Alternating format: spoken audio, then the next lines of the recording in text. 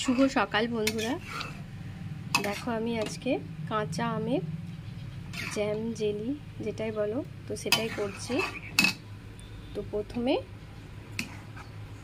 কাঁচা আমগুলোকে আমি ছাড়িয়ে একটা প্রেসার কুকারে একটা সিটি দিয়েছি, দিয়ে সিদ্ধ করে নিয়েছি। তারপর সিদ্ধ করার পর একটু ম্যাশ করে নিয়েছি, নিয়ে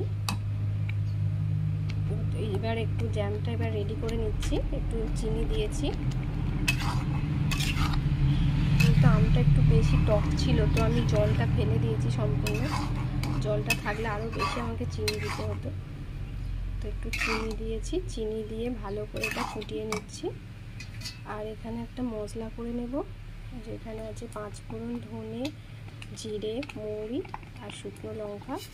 এগুলো ভাজবো, ভেজে গুঁড়িয়ে এতে ছড়িয়ে দেব। এইরকমভাবে আমি করি, তো তোমরা কে কীভাবে করো আমি জানি না।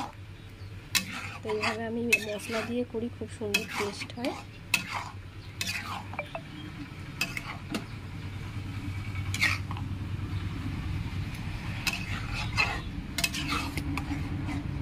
মশলাটা ভেজে পুড়িয়ে এতে দিয়ে দেবো।